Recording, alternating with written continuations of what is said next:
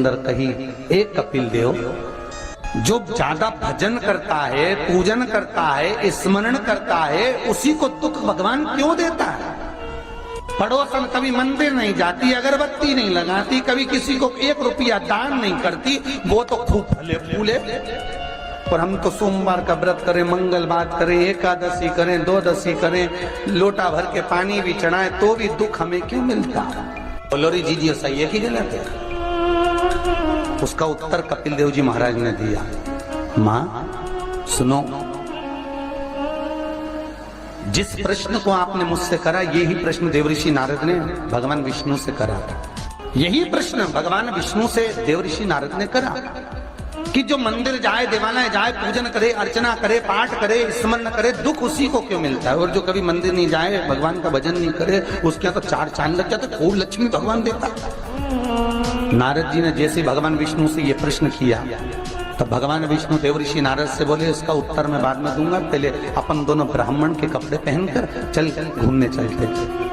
और देवऋषि नारद को ब्राह्मण के कपड़े पहना दिए, भगवान विष्णु ने ब्राह्मण के कपड़े पहन लिए, दोनों घूमने के लिए चल दिए। जाते जाते एक सेठ जी का दरवाजा मिला, एक बहुत बड़ा बंगला, बहुत बड़ा घर, और वहां जाकर भगवान विष्णु ने नारद जी से कहा, भूख लग रही, कुछ मांग ले। सेठ जी क्या?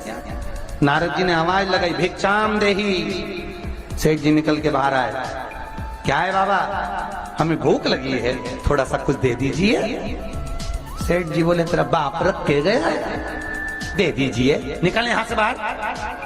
आ गए भिखारी, भीख मंगे, चल निकलो यहां से बाहर। नारद जी के तो कांटे से खून नहीं। नारद जी भगवान विष्णु को देख रहे हैं, भगवान विष्णु नारद को देख रहे हैं। विष्णु जी ने नारद जी का हाथ पकड़ा, लेकर चल दिए वापस। नारद जी बोले, सेठ जी ने इतना अपमान करा, तुमने कुछ बोला नहीं? भगवान विष्णु ने दोनों हाथ उठाकर कहा, जा, तेरे यहाँ 4 चौगुना धन बढ़ जाए, तेरी दौलत और बढ़े, संपदा और बढ़े, तेरे पास में लक्ष्मी और बढ़े। नारद जी चले, भगवान विष्णु का हाथ पकड़ के बोले, ये कहाँ की रीति है?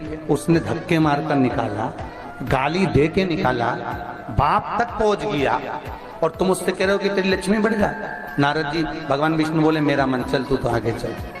और भगवान विष्णु लेकर चले तो एक बूढ़ी बुजुर्ग माता बैठी थी एक कमरे में, एक घर के अंदर। उस बुजुर्ग को देख भगवान विष्णु ने कहा, नारद अब इसके यहाँ चलते चल। जाकर आवाज लगाई, माता जी भिक्षाम दे, हमें भूख लग रही है माता जी, कुछ दे दीजिए। माता जी बोली, देखो बाबा, मेरे घर में खाने का तो कुछ भी नहीं है, बस एक गाय है, उस गाय की मैं सेवा करती हूँ, दूध मिलता है, वही दूध रखा हुआ है, तुम दोनों अंदर आ जाओ। और 2 आसन लगा दिए माता जी ने, दोनों को बिठा दिया। माता जी दोनों के लिए दूध लेकर आई, दे दिए। भगवान विष्णु और नारद चले। नारद जी बोले, कितनी अच्छी माता है, बिठा के दूध पिलाया, पानी पिलाया, और बस सेठ जी ने धक्के मारकर निकाल दिया। भगवान आशीर्वाद दो इस बूढ़ी माता को। भगवान विष्णु ने दोनों हाथ उठाकर कहा, जा, तेरी गाय मर जाए। अब तो और कांटे से खून नहीं। भगवान देवऋषि नारद ने कहा, प्रभु तुम्हारा ये स्वरूप मुझे बहुत बुरा लगा है।